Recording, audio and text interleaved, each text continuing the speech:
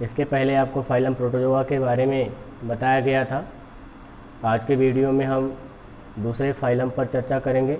यहाँ पर दूसरा फाइलम आपका है एवोल्यूशन के बेस पर अगर हम देखें तो पोरीफेरा है। प्रोटोजोआ से अगर किसी एनिमल का निर्माण हुआ तो एवोल्यूशन बेस पर सबसे पहले पोरीफेरा के सदस्य आए, और यहाँ पर हम इसी फाइलम की चर्चा भी करेंगे। तो देख लेते हैं नेक्स्ट फाइलम जो हमारा है, phylum the next phylum is porifera, and this phylum porifera is made, this porifera word is made by two Greek word. That Greek word is poras means pore, and feri means to bear, means these organisms are pore bearing animals. छिद्र धारक जंतु हैं ये। इनके शरीर पर असंख्य सूक्ष्म छिद्र पाए जाते हैं, जिसके कारण से इनको पोरीफेरा में रखा गया है।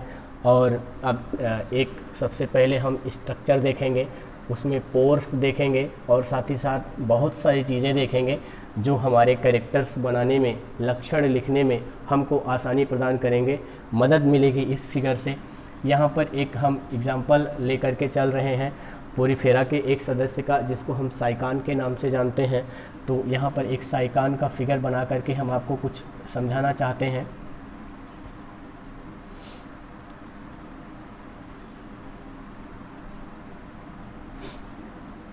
ये आप देख रहे हैं, ये साइकान है, और यहाँ पर मैंने कहा था many pores are present, pore bearing animals हैं।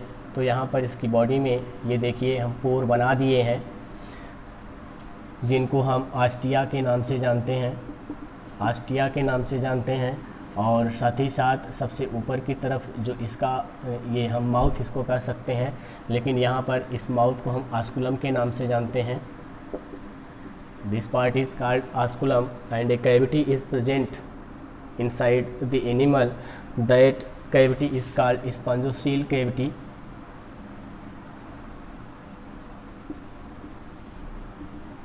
Spongocoel cavity, and many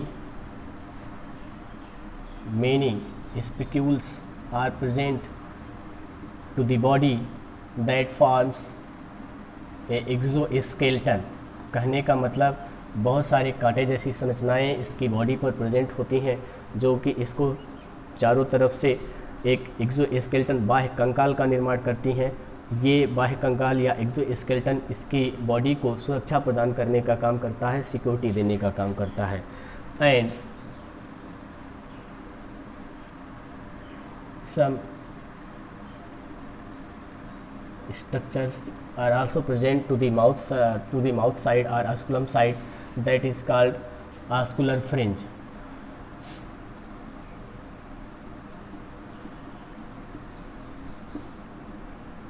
These animals are aquatic animals, mostly present into the marine। ये समुद्री एनिमल्स हैं, और किसी भी बेस को पा करके कहने का मतलब किसी सबस्ट्रेट से लगे रहते हैं, वो चाहे स्टोन हो, चाहे कोई वुडी थिंग हो, या और भी चीज़ें हो, ये किसी न किसी बेस पर आकर के टिके रहते हैं। तो यहाँ पर बेस सबस्ट्रेटम, या इसको बेस लिख सकते हैं। तो यहाँ पर आप देखिए इस तरह से ये इसका स्ट्रक्चर हो गया।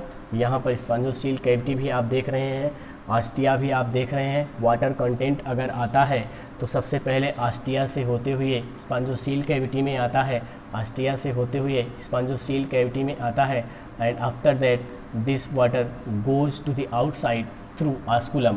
कहने का मतलब जो वाटर है वो स्पॉन्जोसील कैविटी से होते हुए, आस्कुलम से होते हुए शरीर से बाहर निकल जाता है, और इसी वाटर कंटेंट के साथ कुछ फूड मटेरियल, कुछ ऑर्गेनिक मटेरियल भी आते हैं, जिनको इनके सेल्स जो होते हैं, जिनको इनके सेल्स ले करके उसको डाइजेस्ट करने का काम करते हैं। And after digestion the waste materials which is produced after digestion, this waste material comes into spongocoel cavity, and after transportation of water, this goes to the outside of the body. यहाँ पर एक चीज़ हम आपको और बताना चाहेंगे, जो इसकी बॉडी है वो डिप्लोब्लास्टिक होती है। डिप्लोब्लास्टिक का मतलब ये होता है कि इसकी बॉडी में 2 लेयर्स पाए जाते हैं बाहर की तरफ, outer layer and inner layer. Outer layer को हम एक्टोडर्म के नाम से जानते हैं, एक्टोडर्म, और इनर लेयर को हम इंडोडर्म कहते हैं।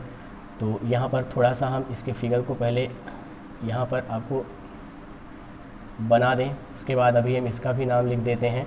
यही सारी चीज़ें कैरेक्टर्स में लिखी जाएंगी, इसीलिए इसको पहले बताया जा रहा है ताकि कैरेक्टर्स बनाने में आपको कोई दिक्कत ना हो। ये फिगर देख करके भी आप कैरेक्टर लिख सकते हैं। तो यहाँ पर सबसे बाहर की तरफ जो है वो एक्टोडर्म है। एक्टोडर्म, इस एक्टोडर्म के लेयर को बनाने का काम जो सेल करता है उसको पिनेकोसाइट कहते हैं। Pinacocyte cell. और उसके बाद जो इसका इनर सेल लेयर है उसको इंडोडर्म के नाम से जानते हैं। इंडोडर्म, या इसको गैस्ट्रोडर्म भी कहते हैं, गैस्ट्रल लेयर, सबसे अंदर वाले लेयर को। और इसको बनाने वाला जो सेल है वो है कोइनोसाइट सेल।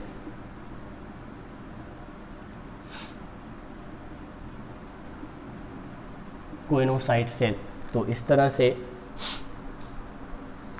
ये इसके बारे में डिटेल डिस्क्रिप्शन हो गया है। अब चलिए इसके थोड़ा कमेंट को देख लेते हैं, कैसे इसके कमेंट हम लिखेंगे उसके बारे में यहाँ पर हम देख लेते हैं।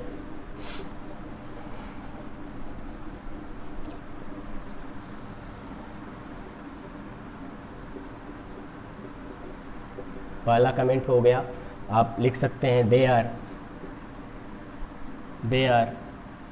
एक्वेटिक, और इसी में लिख सकते हैं मोस्टली मैराइन, मतलब समुद्री होते हैं, मोस्टली मैराइन। इसी के आगे हम चाहे तो बढ़ा सकते हैं attached to substrate, attached to substrate या substratum, like as stone, woody thing, etc। किसी भी सबस्ट्रेट के साथ, किसी भी सबस्ट्रेटम के साथ ये लगे रहते हैं। यहाँ पर सबस्ट्रेट लिख सकते हैं या सबस्ट्रेटम भी कर सकते हैं, कोई दिक्कत नहीं है। नेक्स्ट पॉइंट है, यहाँ पर इसकी साइज़ देख लेते हैं, इसकी लेंथ देख लेते हैं। तो द बॉडी लेंथ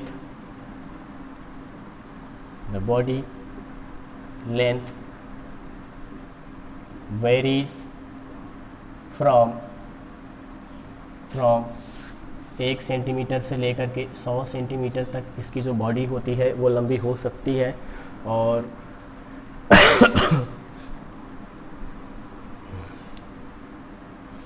तीसरा जो है the shape of body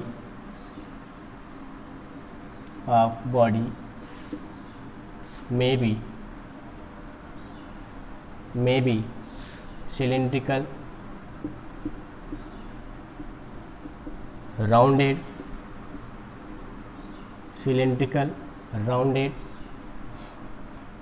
cup like, etc। किसी भी प्रकार का हो सकता है।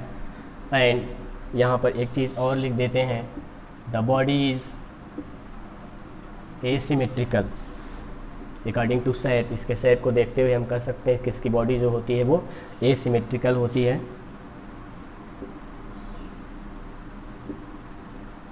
एसिमेट्रिकल, तो यहाँ पर इसकी बॉडी जो है एसिमेट्रिकल होती है। ये सारी चीज़ें हो गई हैं। नेक्स्ट पॉइंट पर हम चलते हैं। यहाँ पर आपको अगला पॉइंट बताने का प्रयास करते हैं।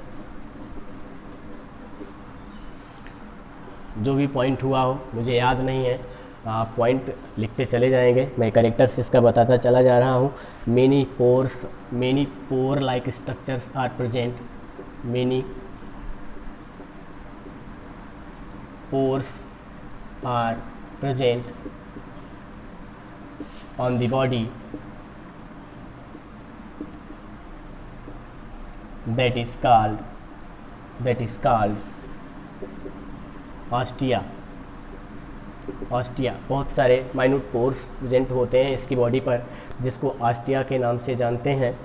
और साथ ही साथ यहाँ पर अगला कमेंट देखते हैं, the cavity present inside the body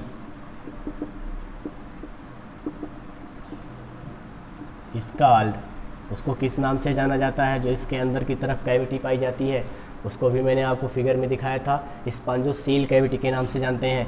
SPONGOCOEL spongocoel cavity. तो यहाँ पर उसको स्पॉन्जोसील कैविटी के नाम से जानते हैं। नेक्स्ट पॉइंट इसका देखते हैं, water. Water comes into spongoceal cavity through ostia. कहने का मतलब जो वाटर कंटेंट है वो ऑस्टिया से होते हुए स्पॉन्जोसील कैविटी में आता है, and after that goes to outside, and after that goes to outside through, किसके माध्यम से बाहर चला जाता है, थ्रू आस्कुलम। आस्कुलम के through water comes into spongocoel cavity through ostia, through ostia, and after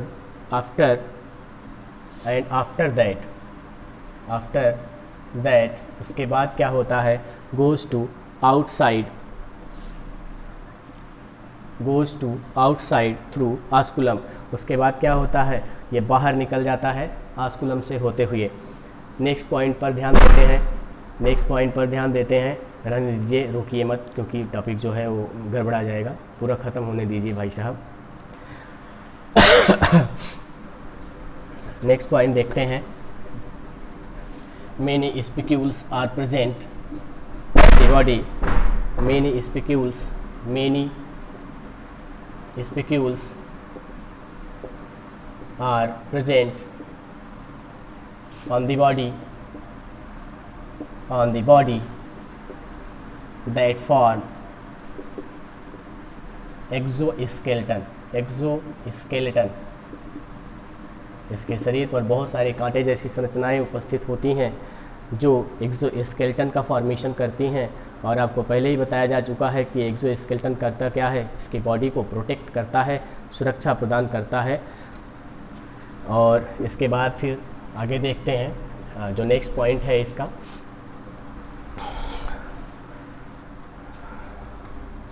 digestion के बारे में देख लेते हैं। डाइजेशन जो होता है, इसकी बॉडी में कोई भी, अगर मान लीजिए स्पॉन्जोसील कैविटी में फूड मटेरियल आता है, तो वो फूड मटेरियल होता क्या है, जो सेल्स होते हैं वो उसको एक्सेप्ट कर लेते हैं, और एक्सेप्ट करने के बाद इसको सेल में ही पचा देते हैं। पचाने के फलस्वरूप जो वेस्ट मटेरियल्स होते हैं उसको स्पॉन्जोसील कैविटी में छोड़ दिया जाता है, और जो न्यूट्रिएंट मटेरियल्स होते हैं, जो लाभदायक मटेरियल्स होते हैं, उसको सेल्स क्या करते हैं, डिफ्यूजन के थ्रू एक सेल से दूसरे सेल में ट्रांसफ़र कर देते हैं। इस तरह से सारे सेल में ये न्यूट्रिएंट मटेरियल्स पहुंच जाते हैं। लेकिन ये डाइजेशन हुआ कहाँ, ये डाइजेशन हो रहा है इनसाइड दिस सेल। तो यहाँ पर लिखेंगे digestion occur inside this cell. Digestion occur inside this cell. यहाँ पर आपने देखा कि ये ऑर्गेनिज्म क्या है, यूनिसेलुलर है, नहीं है, इसमें बहुत सारे सेल्स लग रहे हैं इसके बॉडी के फॉर्मेशन में। तो हम कह सकते हैं दीज एनिमल्स आर मल्टीसेलुलर।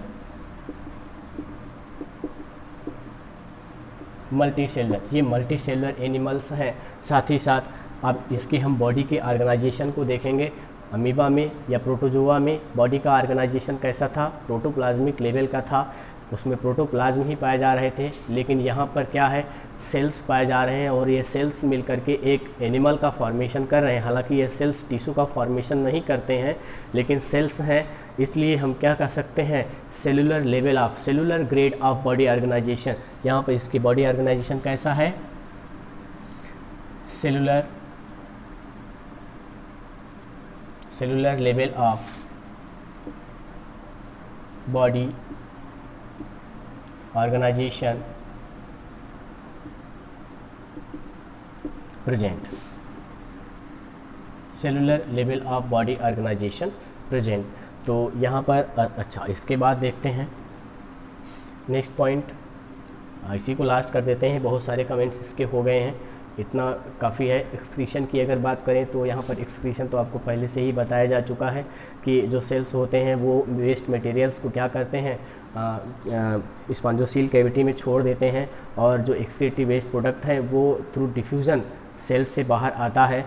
और ऐसे ही रेस्पिरेशन की प्रोसेस भी होती है, डिफ्यूज़न के थ्रू जो भी वाटर कंटेंट इसके स्पॉन्जोसील कैविटी में आता है, उसमें अगर ऑक्सीजन कंटेंट ज़्यादा है तो ऑक्सीजन क्या करेगा, सेल में चला जाएगा, और अगर कार्बन डाइऑक्साइड सेल में ज़्यादा है तो वो बाहर स्पॉन्जोसील कैविटी के वाटर में चली आती है। तो इसमें भी डिफ्यूज़न का ला लगता है, इसको आप नोट कर लेंगे। और लास्ट पॉइंट यहाँ पर हम कर देते हैं इसको, रिप्रोडक्शन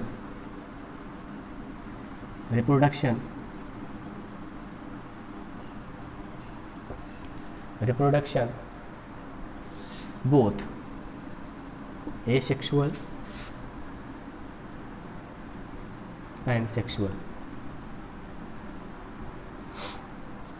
जिसमें रिप्रोडक्शन होता है ये दोनों होता है, एसेक्सुअल रिप्रोडक्शन भी होता है और सेक्सुअल रिप्रोडक्शन होता है, ये भी होता है। तो यहाँ पर पोरीफेरा के बारे में आपको हम बहुत सारे कमेंट्स बता चुके हैं, एक स्ट्रक्चर, एक एग्जांपल लेकर के इसका स्ट्रक्चर भी हम बता चुके हैं कैसे होता है, और उस स्ट्रक्चर की सहायता से आपको इसको हम डिफ़ाइन करके कैरेक्टर्स भी बनाए हैं।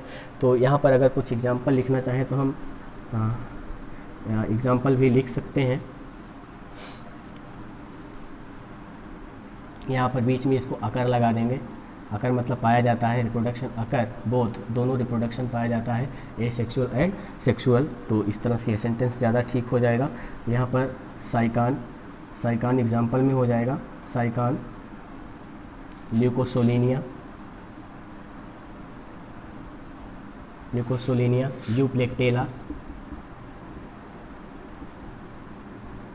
यूप्लेक्टेला, और आप चाहें तो स्पॉन्जिला भी कर सकते हैं। इस तरह से बहुत सारे एग्जाम्पल हैं, आपको एक दो एग्जाम्पल लिखने की ज़रूरत है, ज़्यादा एग्जाम्पल लिखने की ज़रूरत नहीं है, आप इसको याद कर लेंगे। फ़िलहाल आज के वीडियो में बस इतना ही, नेक्स्ट वीडियो में आएंगे तो हम नेक्स्ट फाइलम को यहाँ पर पढ़ेंगे। तब तक के लिए धन्यवाद।